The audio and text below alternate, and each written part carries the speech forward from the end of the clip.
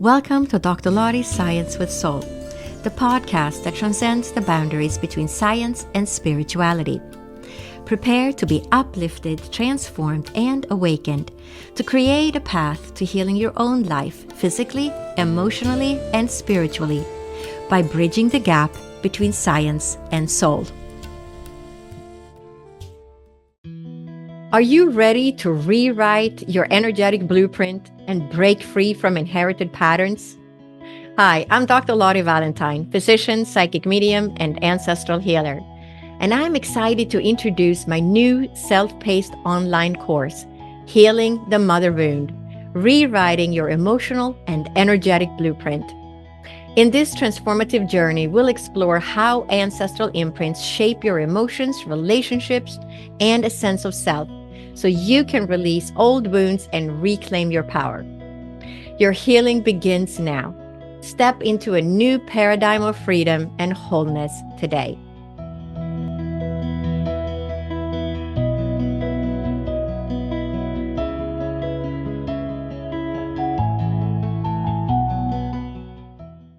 Welcome to Dr. Lotte's Science with Soul. Today, I am thrilled to welcome Amy Tripp. Amy is a professional astrologer and licensed therapist with a background in psychology from UNC Chapel Hill and a master's in social work from NYU.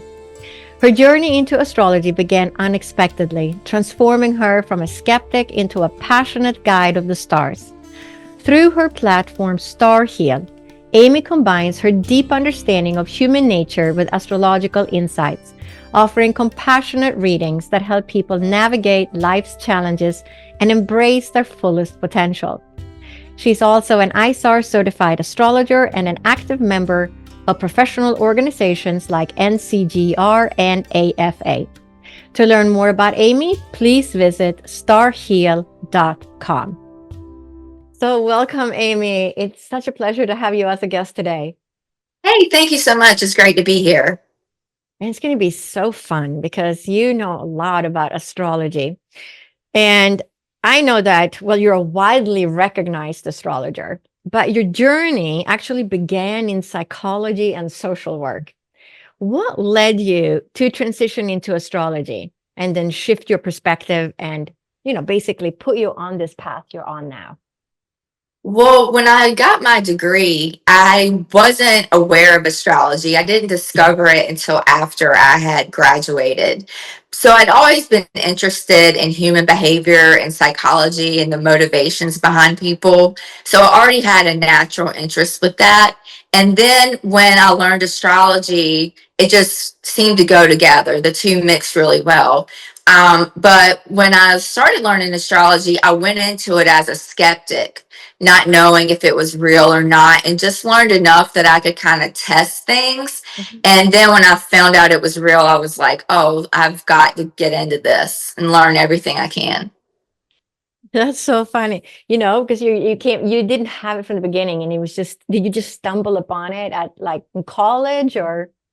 Yeah, it was actually when I was in my late 20s. I was thinking about getting a reading myself for an issue I was going through. And then I was thinking, I don't know if I want to pay all this money for something that's not accurate or real. But then I was reading about it and it just seemed really, really interesting. And I'm like, well, maybe I could teach myself this. And then I just started. And from that day for like, until now, basically, I've looked at astrology and tried to learn more every single day.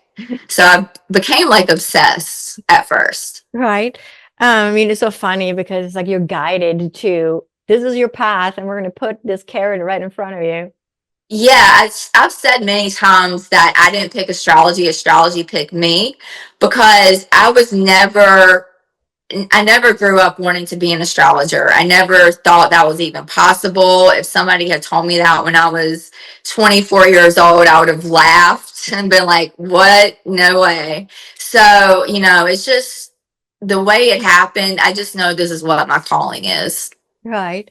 So some people view astrology as, purely symbolic, while others see it more like a science. How do you see it? I see it, well, symbolic, but I think there are two sides to astrology. There's one side that's more intuitive based and maybe goes off intuition, but and then there's the other side that's more scientific, more or science oriented, like mathematical in a way. And astrology actually is more the science side.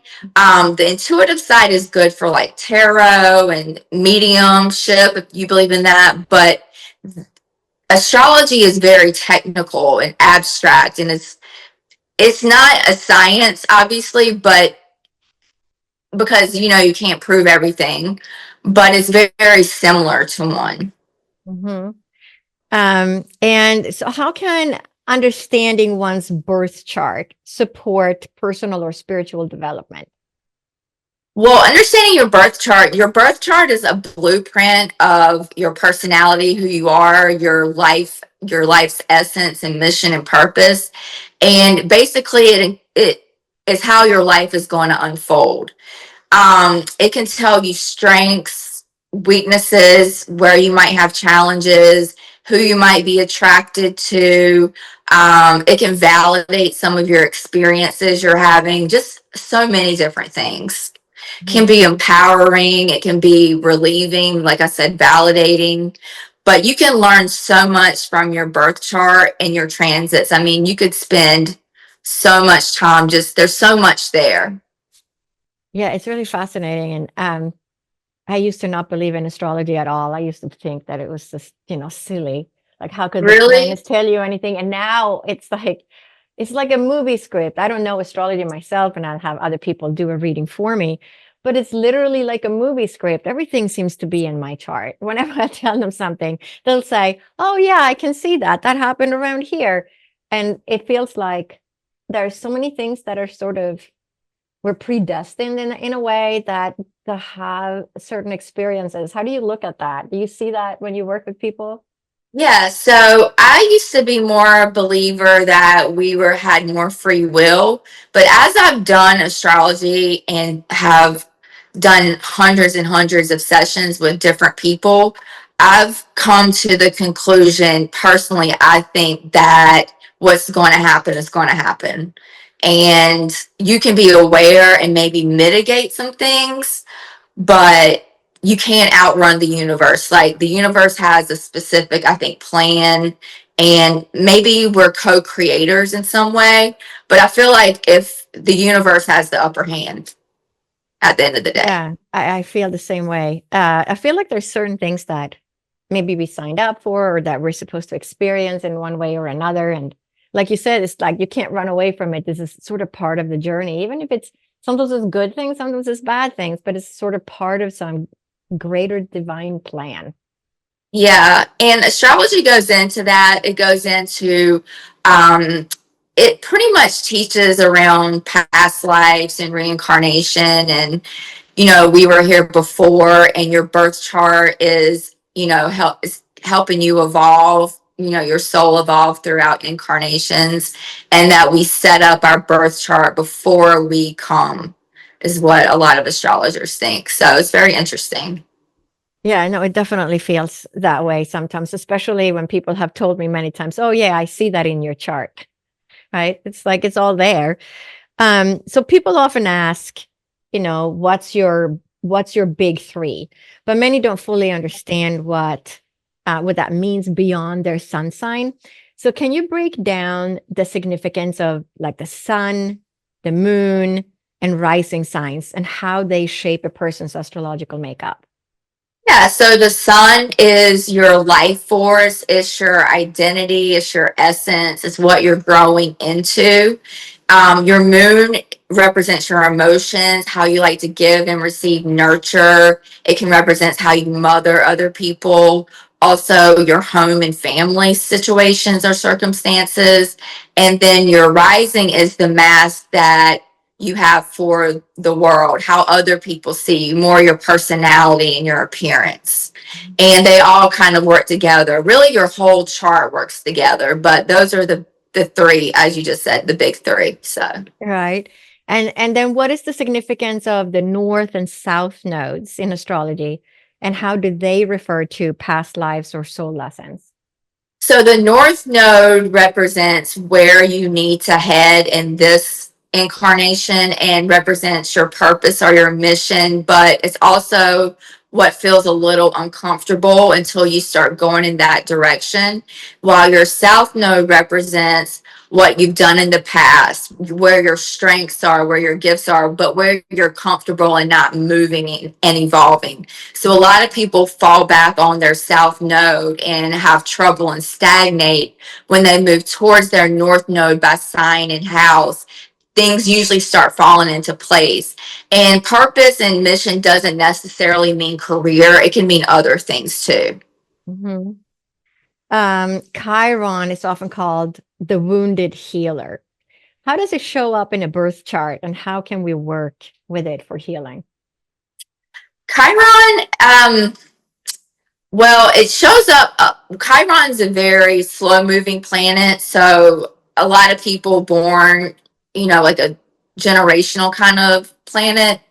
It shows up when there are health issues or when you may have some sort of healing that needs to be done, or when you're being a healer maybe to someone else, because Chiron is the old wounds that need to be healed and the healer too. And it also shows where you feel, awkward, or where you feel, ashamed of yourself and haven't integrated those aspects. That's usually what the wounds are about. And by working with it and confronting those wounds, you can gain acceptance and have greater integration as a whole. But the wound will always be there. Yeah, that's so fascinating. And then we have the black moon Lilith represent, what that represents in astrology. How does it relate to shadow work and empowerment? Well, so Black Moon Lilith represents the wild, untamed, feminine, raw, primal energy. So by transit, if it hit by transit, meaning the planets in the sky, how they affect your birth chart. If you have a Lilith transit, you might be more not worried about social norms, breaking taboos. And because of that, you also have to do, well, because these things come up, shadow work is part of that process. Also, though, Lilith is about, like you mentioned, becoming more empowered because you're standing in your truth.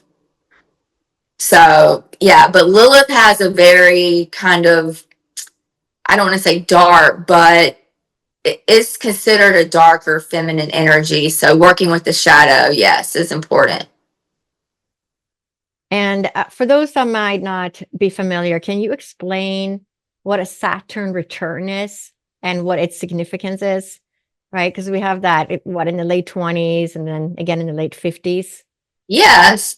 So your Saturn return, like you said, happens around 2930 and then again around at 5860. The one at 2930 is usually considered the most important one. And it's basically your transition into adulthood. So a lot of times you'll need to let go of things in the past that are no longer serving you and step into a position of more responsibility, more authority. A lot of people hit a significant milestone at their Saturn return, like a big move, a career, promotion, a marriage, usually something that they're going to be committed to for the next 30 years. And it could be something else. Like at my Saturn return, that's when I learned astrology. So, it could be something like that, but it's usually something really big that happens that moves you along your path or represents a milestone in your life. And then what happens in the second Saturn return? Oh, sorry. And the second Saturn return, that one is based on how you've lived the last 30 years. So it's a continuation of that cycle. If you've been doing, doing what you need to do and living authentically, then it won't be that hard. But if not, you'll have to make adjustments so that you are living a more authentic life. And Saturn's also about the rules and what you're supposed to do. So all of that's important at your Saturn return. I always tell people don't take shortcuts, be very disciplined, because Saturn is a tough planet. It's called the taskmaster, but it always rewards you for putting up with the tests that it brings and having patience. That's so fascinating. Because it just feels like, I mean, things shift at those ages, right? Yeah, and to go back to answer your question, a lot of people at their second Saturn return become mentors for other people. They don't necessarily retire, but they usually step into a role where they're more responsible in a collective way. Mhm. Yeah, and definitely true for myself. Because you can see that the Saturn return, the changes that you go through, and it's so true about, 28 to 30, and it's kind of now you're an adult, and then you go into that middle part of being responsible, maybe raising a family, etc. And then you go in, now all the kids are grown, you're 58, 60, and you go into that kind of it's like a new path again. Yes, It's like yes. three paths in your life. Yeah. And I always tell people, if they haven't, a lot of people come to me when they're 26, 25, and they just don't know what they want to do. They don't have a passion, and they just feel lost, because our society tells you should know what you want to do by 22. Yeah. When really you don't fully develop and, come into like a separate being away from society and away from your parents until you're 30. And I always tell people, look, you will find what you're meant to do by the time you hit your Saturn return. And I'll tell them my experience. Like, I wasn't 28 until I learned astrology. So that's late, considering that a lot of people are doing this when they're like 19. So Mhm. I said, what, you're going to find something, you just haven't found it yet. It's just the time hasn't come. So Mhm. I always remind people of that who are, in their 20s or about to go through their Saturn return. Mhm. Do you get a lot of people looking for guidance that are typically at a Saturn return? So like in the late 20s or late 50s? Or does it? Yeah, I used to get more around their Saturn return, and maybe because my cohort's gotten older, I don't know. I do chart readings for all age groups, to my parents' age, to, teenagers. But yeah, sorry, I Yeah, lost the yeah, question. yeah, it's all over so like the people you do readings for are, Oh, yeah. yeah, Sorry. like all Yeah, they different come age for their groups. Saturn return a lot of times, but yeah, most of my readings are centered around career, Mhm. and then the next is relationship. Oh, But career is always first, which a lot of people find funny or interesting, because you would think relationships, especially in a more female dominated, niche. mhm. Do you see like very specific, oh, you'd be really good working with people, or you'd be really good as some kind of an analyst, or what is it that you typically see in the chart? Well, I look at someone's midheaven and 10th house to see what they'll be known for. And the sign on their midheaven and any planets in their 10th house will give me clues. So, say they have, I don't know, Cancer on their midheaven. That's the sign associated with homes, families, food, nurture, children. And I'll say something like, have you ever thought about real estate? Or, you Mhm. know, I'll do that. But then I'll also look at the ruler of their 10th house, which is the moon, because the moon rules Cancer. And that gives me another little layer to what they may be good at, or what area of life may be more, suitable for them. But yeah, I definitely am able to tell people, careers they might succeed in. But usually people already have um something in the back of their minds, even if they think they can't do it. Usually there's something, and when they tell me, a lot of times it matches with their chart. So I feel like a lot of people don't believe in themselves enough. Right. I mean, it's really fascinating. Um, I feel like it's like our little movie script. There's so much information in there, and if people learn to get a reading, they can learn so much about themselves and get such good guidance. Can astrology show past life connections between two people? And how would you identify karmic relationships in a chart? Well, that one's a little interesting. So the nodes would show karma. So if someone had, someone else's planet on their south node, I would say you probably knew them from a past life. And if someone's north node is on one of their planets, then I can tell that this person is going to be help them grow and help them, move towards their purpose. But the South, as far as karmic relationships go, or past life, I never know what's real in past life, so I can't. I don't do past life readings or anything like that, but I can tell very basically when there's karma or some sort of maybe past relationship or element that will help someone move into the future. So are there certain aspects in a chart that indicate a strong connection to like a spiritual or mystical type past lives? Yeah, so there are things in the chart that show attunement to spirituality, Mhm. and that would be Neptune. Neptune's the planet of spirituality, transcendence. And so, someone who had their sun conjunct Neptune, or their rising sun conjunct Neptune, or their moon conjunct Neptune, you could tell they were, more sensitive, had greater intuition, more spiritually inclined. There's also other things that can be shown, but for spirituality, you'll always see a Neptune combination. And also, when Neptune transits your chart, if it takes a long time to transit, over 100 years. So some people won't ever get some of these transits. But for instance, if Neptune comes and transits your sun, it's like a 2 or 3 year transit. A lot of times during that time, you'll awaken to spirituality or become more spiritually inclined.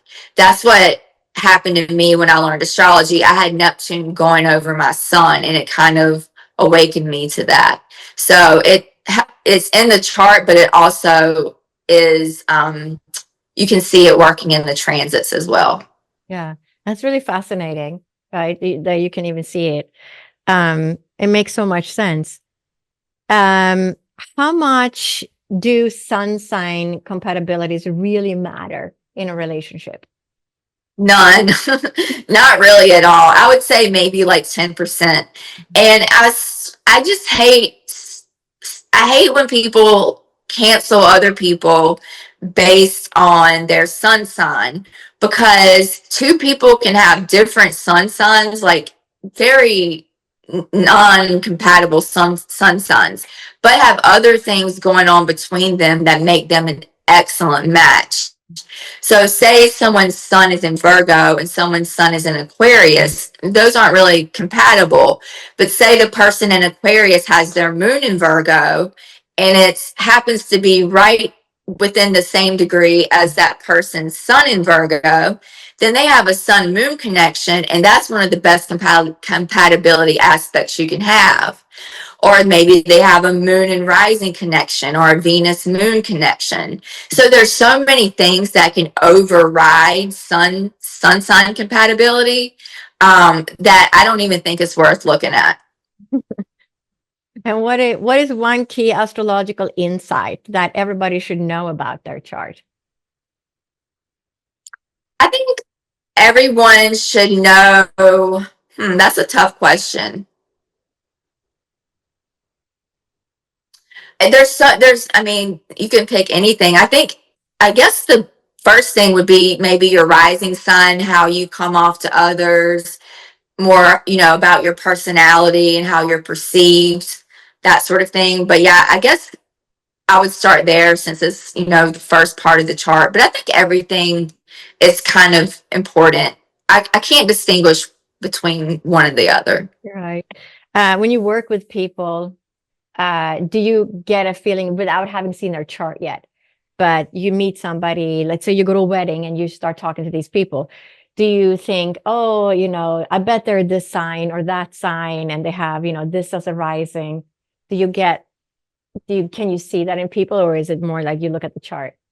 No, I have to look at the chart. I'm not psychic, or I mean, I'm intuitive in some ways, but not in that psychic kind of way. So no, I don't know when I meet someone what they are, and I don't really know until I look at their chart. Now I can see certain things. For instance, someone was telling me, this guy that I knew, he had cheated on his in his marriage, and I was like, oh, he probably has Venus Pluto. Mhm. And I looked at his chart, and he had Venus conjunct Pluto.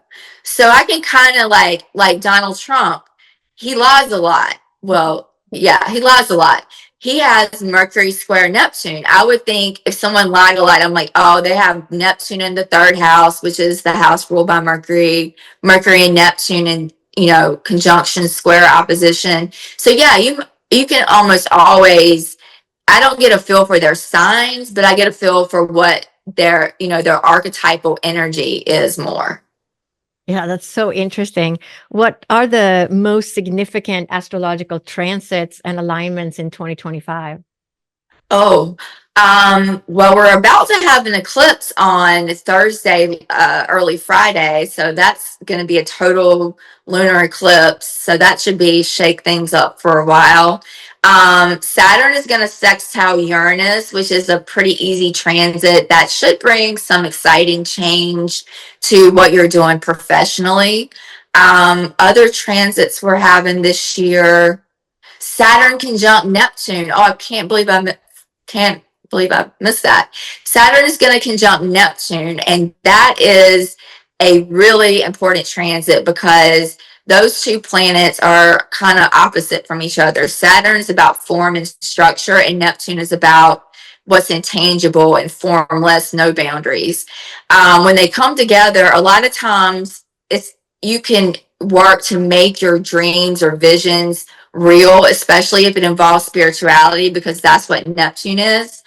But the lower vibration side of the transit, and kind of how it plays out a lot, is people having like illusions shattered, feeling disappointed, having to really sober up, feeling inadequate in some way. It can be a little bit of a depressive transit. So that's the big transit that we'll be working with all of 25 and into 2026, and that's Saturn conjunct Neptune, and it will be in Aries. So Neptune's been in Pisces since 2012 and is shifting into Aries in the end of this month, I believe. And that's a huge, and it will go back into Pisces this year, retrograde, but it's moving into Aries for the next probably 14 years, I think. So we're going through a lot of shifts. Also, Uranus is changing signs. That hasn't happened in 7, 8 years. Saturn's changing signs. That hasn't happened in about 2.5 years. And as we know, Pluto just changed signs last year. So we have all the outer planets: Pluto, Neptune, Uranus, that changes signs, Uranus and Saturn, all changing signs, ushering in a lot of shifts, a lot of shifts. Well, so so what would you say, like there's so many things going on in the world right now, especially in our own country. When you look at the astrological chart, do you say, oh yeah, this is all makes sense? The astrological chart of the Of like president what's or going on in the world, the political climate. the transits. Yeah, I do. Sometimes. Yeah, well, the main one that I can do that with is violence, because there are transits that show violence, especially gun violence. And you can almost bet if there's one of those transits, there'll be a shooting. You'll hear about a shooting on the news. It's very common.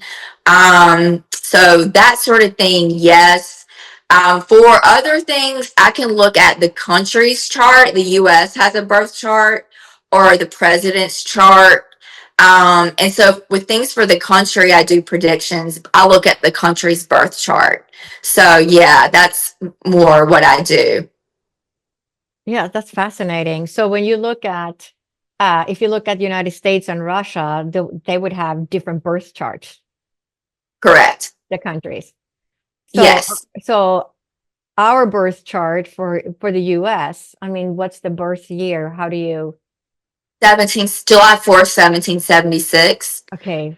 So when they signed the Declaration of Mhm. Independence, that counts. That's what astrologers count as the birthday.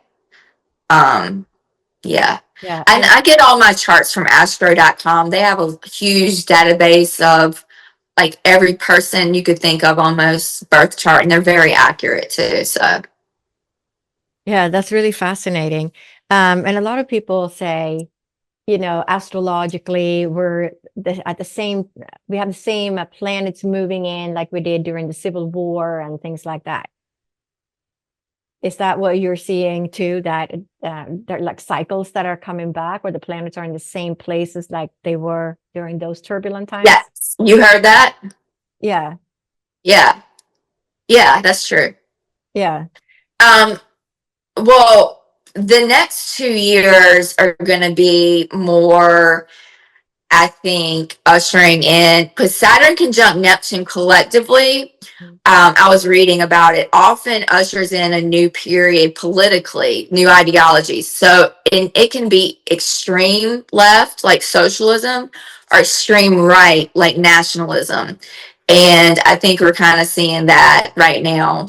And Saturn and Neptune are conjunct the USIC, which is the bottom most private point of the chart. Now, this can show deceit, deception, and it's been there all last year. I do believe the election was rigged because of this transit. Also, this transit shows a weakening of national identity. Saturn with coming in is going to show a weakening of infrastructure, and these transits can show economic collapses and also political upheaval and deception, things not being as they seem. I also think with these planets going into Aries, especially Neptune into Aries, there might be some sort of conflict that we get involved with that's justified by spirituality in some way or for the higher good somehow. And then the Civil War thing is coming back. We're having our Uranus return, and that's going to be 2027, 2028, and that happens every 84 years. The first one was the start of the Civil War. The second one, I believe, was when we dropped the atomic bomb on Japan. So just going by those two things, and this 2028 is going to, Uranus is going to be in the exact same place it was with Hiroshima and Nagasaki. So, we'll see what happens. But yeah, that has me a little concerned. Yeah, let's try and prevent that. Right? Yeah, there's a lot. I mean, the next 4 years, I'll just be honest, are going to be tumultuous. Hmm. Yeah, Yeah. I mean, we're already seeing that. I mean, right, all over the world, kind of, we're seeing there's going to be changes, but in the end, good things typically come out of changes. So, do you Yeah. see, like, when you look into the future, have you looked that far ahead, like, 8 years ahead, or? I've looked 4 years ahead to see where things are. And because I had this like intuitive flash, that's kind of how my intuition works. It comes in like flashes or epiphanies, not really while I'm working with someone. And I was like, Gavin Newsom, let me look at his chart on election day. This is what happened in 2022. I said, Donald Trump, let me look at his chart on election day. And in 2022, I said, Donald Trump's winning in 2024. Everyone was like, no, he's not. They got mad at me. I was like, look, his chart is outstanding in 2024. That's what I had saw when I looked at Gavin Newsom's chart in 2028. Similar to what I saw in Donald Trump's chart, and in that it was very stellar, for lack of a better word. And I just, had that feeling, and then it was kind of confirmed in the birth chart with the transits. And so I did a video about him winning in 2028. I believe he saw it because it went viral on TikTok, and someone from his team did a reading with me, and I think he saw it, so that's pretty cool. But if we have elections, I think he'll win. I love that you can, see these things by looking into the people's charts. It is, I mean, it's just fascinating. It's like the movie script. It's right there. And it's interesting that, you also feel like the election was rigged because of the planets. I mean, Trump says himself, how many times has he said that this election was rigged? I mean, he just says that over and over. And it's just interesting that you can see something in the chart as well. Yeah, yeah. Neptune can show deception for sure. And also, just psychologically, I knew that I felt like he rigged the election because I felt like his psychological tell was that he won all 7 swing states. Knowing Trump, he's going to want to, he's obsessed with numbers, he's obsessed with being the best. And he would have, that's what he would have wanted to me. And that is very improbable to happen. So to me, that was the psychological tell. And then I looked at the chart and saw a lot of deception around like the nation, essentially. So yeah, I mean, I could be wrong, but like you said, he said it himself. And I think him and Elon, which I've looked at their compatibility, that's a whole nother thing. But yeah, I think him and Elon are in it together. Right. And did you look at if they were compatible or? Yeah. So Elon really is. I did a video. Elon really is the new first lady because his Venus is on Trump's sun in North Node. Which, if that was, if they liked each other, if Elon was a woman and Trump was into women like he is, I guess. Venus and Sun in North Node, that's like a instant connection. So they really are in love. Like I think it's real. But I do think that Trump, even though it seems like Musk might have the upper hand, I think Trump ultimately does because his Pluto is square Elon Musk's sun, and usually the Pluto person has more power. That's so interesting, right? You can see these kinds of relationships in the chart. I mean, really, it's fascinating. How does this year compare to previous ones in terms of like energetic influence? Oh, um, it's going to be a lot different. We're going to move more into, going more into the outer planets are shifting into air and fire and leaving earth and water. So I think, overall more stimulating, more dynamic, whereas the earth and water is more passive and, reserved and likes to reflect. Air is more extroverted and, like stimulation. So I think it's going to be more of an, outward action packed kind of year rather than not doing too much. Mm-hmm. Let's see. So how might the eclipses in 2025 influence personal and global transformation? Oh, that's a hard question. It would depend. Well, that's really hard to say globally how it would affect things globally. I could see maybe how it would affect maybe your birth chart or the country's birth chart. But as far as a collective, it's a little harder to say. I will say the eclipse is in Virgo. It's a lunar eclipse in Virgo. So that means releasing things that are associated with Virgo, which is going to be about being a perfectionist, being very critical, being too methodical, too analytical, getting caught in the details, that sort of thing.